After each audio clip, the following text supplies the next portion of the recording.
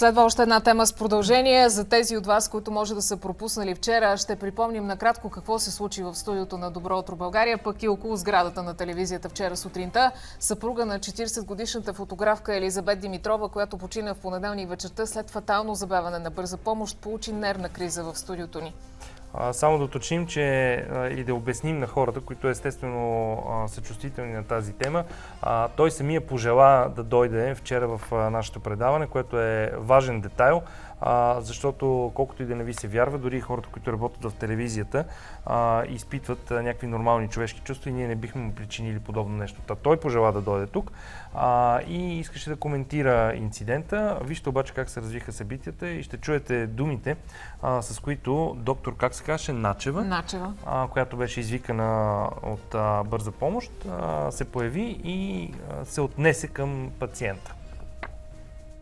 Разговорът за смъртта на фотографката Елизабет Димитрова е започнал преди минути. В студиото е и нейният съпруг Тони Димитров. В 7:48 часа господин Димитров получава нервна криза и започва да диша тежко. По време на последвалото пряко включване се налага той да бъде изведен от студиото. На съпруга на Елизабет, господин Димитров, му стана лошо. Направи криза, което е напълно нормално в ситуацията, в която се намира. В момента колегите се обадиха на 112, за да кажат, че положението му е критично и да поискат линейка. Придружен от екипа на сутрешния блок, съпругът на Елизабет чака линейката пред сградата на телевизията.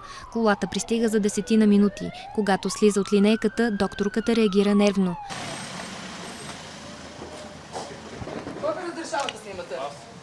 Кой сте вие? Геннадий Димитров Сол. Срам.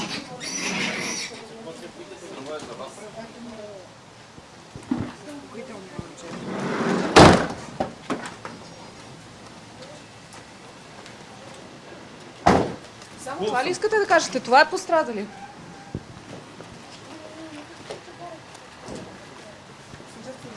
И всички навън. Държи.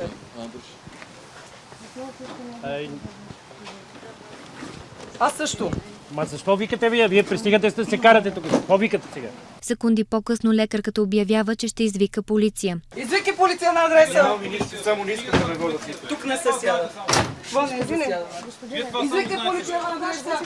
Бийте му нещо спокойно.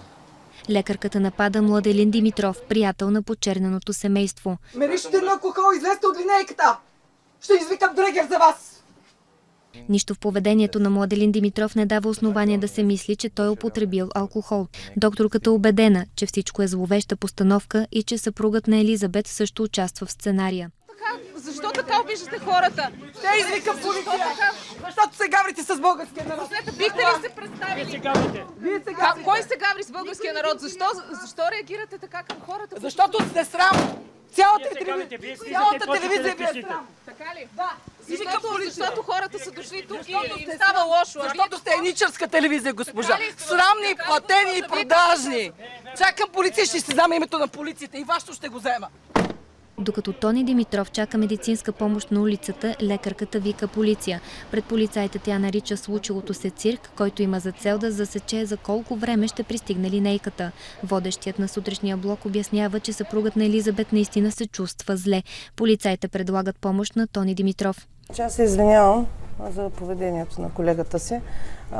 Колегата ми беше афектиран от това, че беше посрещнат от камери. По принцип много трудно се работи под светлината на прожекторите. Нашата професия изисква това е така. Само да кажем, че близките поискаха от нас да снимаме. И извинявам се много за това. Това не е първата подобна реакция на доктор Начева. През целия ден вчера в редакцията на TV7 се обаждаха зрители, които са имали сблъсъци с нея. Продължаваме темата след малко. Часове след инцидента вчера директора на столичната спешна помощ доктор Георги Гелев и заместника му по лечебната дейност доктор Ангел Ангелов бяха предложени за уволнение.